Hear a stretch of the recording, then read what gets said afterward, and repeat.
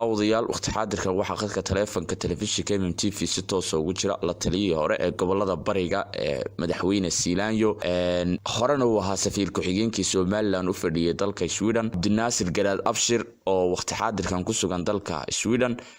waa ku soo dhaweynaya Abdinaasir waa la socotaa maalintii u dambeysay waxaa soo yeereysay dhawaq ah in dabley hubaysan ay dil u geysatay gudoomiyaha guddida qandaraasyada qaranka ee gobolka Sool iyadoo aynu ognahay in gobolkaasi ay soo badanayaan dilalka loo geysanayo mas'uuliyiinta dawladda ka tirsan hada dilka iyo bal dhinaca nabadgeliye ee xaaladda gobolka Sool maxaad ku micnayn kartaa hadalkaas waa iska yaraa waxaan oran karaa arrin dhibaato ah oo nabadgelyadii dhibaato ku ah ayaa meesha ka taagan waxaynu wala ognahay labadii biloodba in qof lagu dilo magaalada Laascaanood marka laba arrimood baan meeshan ka soo jeedinayaa mid aan arrinta dadku siday uga gaashaaman lahaayeen sheegay midna waa talo dadka waxa la gudboon sida dunida oo dhan ka dhacda xaafad kasta adduunyada bileys iyo waxba ma ilaaliyaan iyadaa is ilaalisa qof kasta reer kasta guri kasta wuxuu qayb ka noqdaa dhulkan aanu joognay ee dunida ilaalada xaafadda ay ku nool yihiin wax bileys ah bileyska waxa loo yeedhaa daqiiqadda ugu dambaysa ee wax dhacaan Maraykan iyo Yurub iyo dunida oo dhanba dadka waxaan kula talinayaa war mar haddii arrintii soo noqnoqotay oo intaasoo sanno ay socotay waxaad xaafad kasta waa inay samaysataa dad dhalinyaro ah oo saacadaha marka gobolku dhaco ilaa iyo 10 xaafaddaa ay degan yihiin sidaa u soo wareega raggaasi ama dhalinyaradaasi dee waxaa dhici karta mararka ka mida iyagoo wareegoodii check upka ku jira inay wixii wax dilayay oo xaafadda markaa ku sugan inay la kulmaan baa dhici karta dadka laga doonaya waa taa iyagoonan hubba wadan ayay dadku waxay samaysan karaan xaafad kasta waxay samaysan kartaa guddi wareega xaafadda habeenkii oo isbedbedela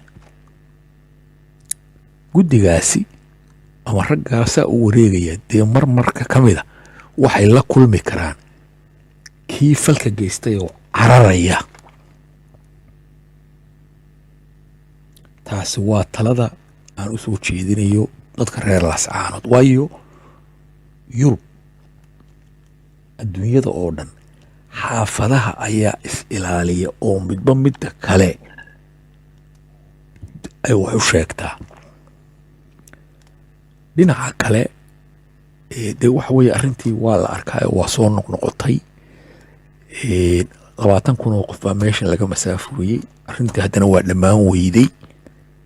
arrinta anigu waxaan qabaa inay arrintu ka hurdo dhinaca dadka magaalada degan xaafad kasta u samaysta guddi dhalinyaraha oo xaafadda wareega waqtiyadaa haddaynu nidhaahno gobolku markuu dhaco ilaa 10 kabadhe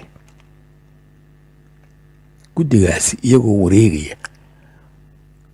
qamtu markay dhacdo dee way la kulmi karaan kalena mudane ambassadore sidaad u aragtaa dhawaan waxay xukuumaddu xabsiga dhigtay qaar ka mid ah wariyaashii kala duwanaa caasimadda Hargeysa iyadoo xubno ka midna ay sii deysay haddana 3 ka mid ah ay xabsiga wali ku jiraan sidaad u aragtaa xariga wariyaasha arrinta saxaafadda Soomaaliland 40 qof oo dhalinyaro ah ayaa ka howlgala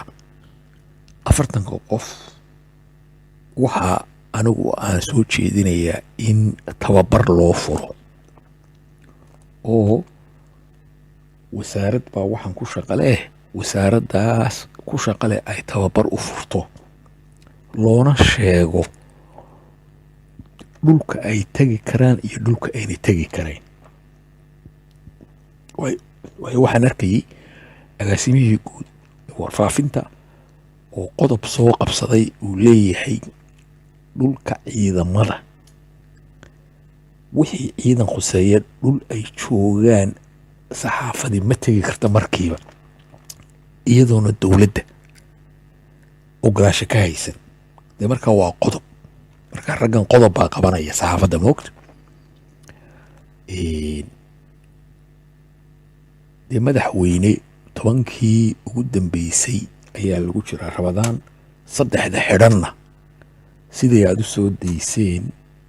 dowladdaadu u soo daysay intii kale 3daana soo daa.